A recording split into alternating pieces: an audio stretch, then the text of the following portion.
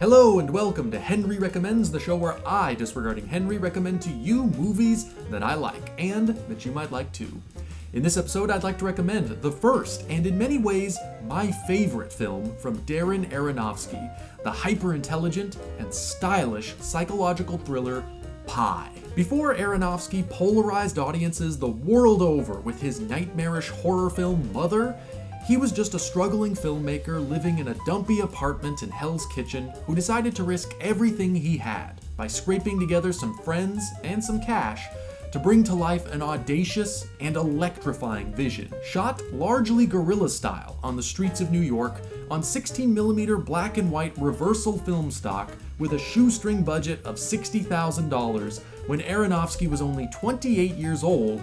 Pi submerges us in the mental landscape of obsessive math genius Max, played by the amazing Sean Gillette. Fortified inside his apartment, suffering from migraines so intense they cause vivid hallucinations, Max spends day after day battling with his sprawling computer setup in a search for the ultimate equation, the number that will explain the patterns that govern our existence, our universe, and our stock market. As Max pushes his mind well past the breaking point, an answer seeming to hang so tantalizingly close, an array of sinister characters begin making their way into his orbit, each intent on using the valuable information stored inside his head for their own purposes. Aronofsky's screenplay is almost intimidatingly smart.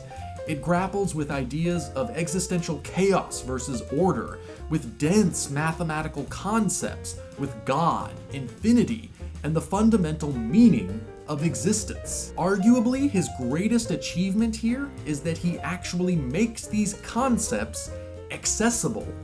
Pi is structured as a thriller. By framing his ideas within that genre, Aronofsky has given them urgency and clarity, which he combines with a breathtakingly kinetic visual style. Pi is an exhilarating experience in subjectivity. What we see and how we see it all reflects the emotions of the central character.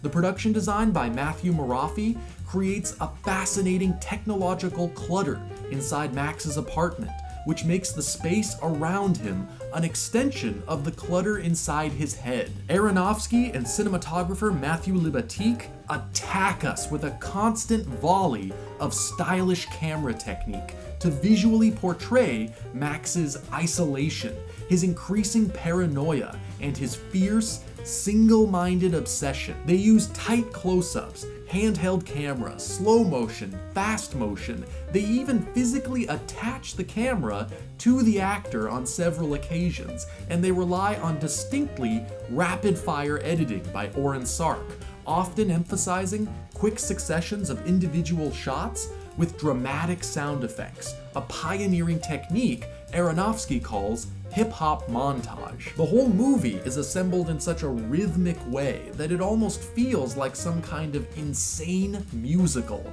Adding to that effect is Clint Mansell's throbbing electronic score, which keeps the action moving with hypnotic energy. This film works so well on so many levels. As an experience in sound and image, it's dazzling.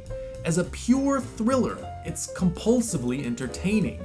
And as an exploration of ideas, it's a provocative look at the lengths to which one person will go in a futile attempt to know the unknowable. Pi is currently available to stream on Hulu and Amazon Prime, and is available on DVD courtesy of Artisan Entertainment, which is now part of Lionsgate.